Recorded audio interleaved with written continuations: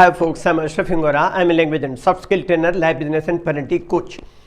Ashraf the mover and shaker में sensible parenting पर आज मैं आपको share your problems with children पर एक वैल्यूएबल इंसाइट देना चाहूँगा. There may be good and better parents but there can't be the best parents in the world. दुनिया में अच्छे और बहुत अच्छे माँ बाप हो सकते हैं लेकिन सबसे अच्छे पेरेंट्स नहीं हो सकते, क्योंकि पेरेंटिंग एक ज़िंदगी भर सीखी जाने वाली कला है. और जब कला जवान होती है तो कलाकार बूढ़ा हो जाता है और उसके बाद ज़िंदगी बेवफा हो जाती है.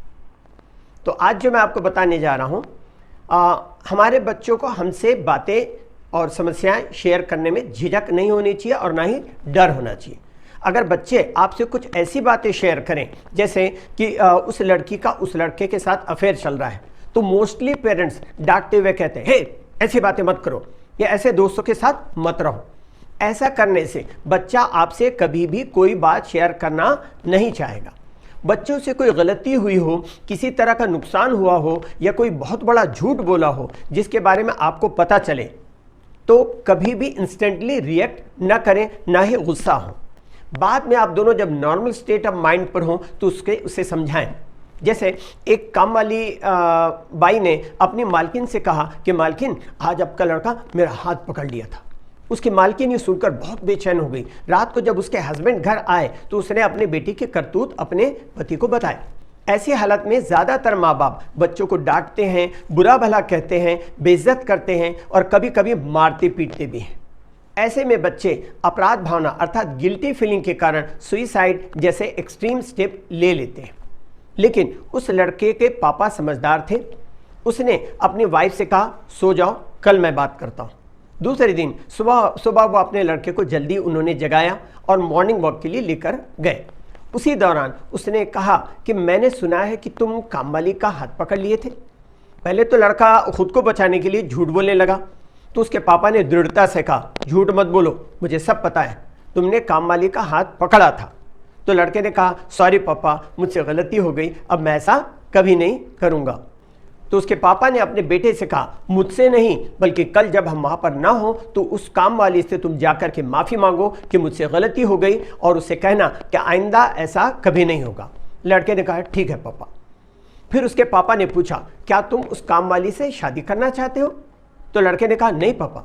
तो उसके पापा ने कहा, बेटा ये फीलिंग हर इंसान में होती है और ये कोई बुरी बात भी नहीं है. फिर उसने कहा, तुम जिम जाया करो, अपनी बॉडी बिल्ड करो, अपने करियर पर फोकस करो और एक कामयाब इंसान बनो.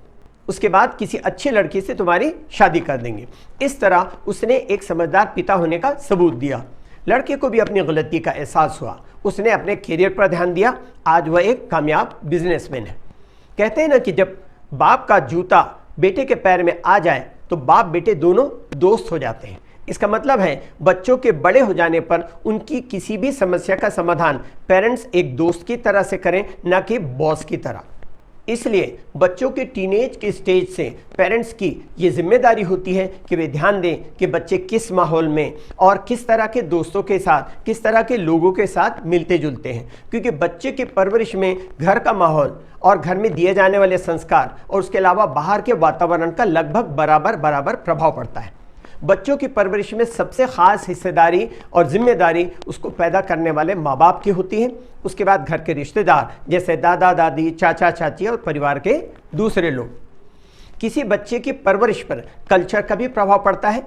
सामाजिक दर्जा, सोशल स्टेटस, दौलत, संस्कृति, आमदनी का बच्चों की परवरिश पर बहुत प्रभाव पड़ता है. इंग्लिश के लिए आप मेरे channel English breakfast with Ashraf and soft skill के लिए Ashraf the mover and shaker को लाइक, शेयर एंड सब्सक्राइब करें. कमेंट सेक्शन में कमेंट करें, बेल आइकॉन प्रेस करें और मेरी बुक जरूर पढ़ें. Thanks for watching.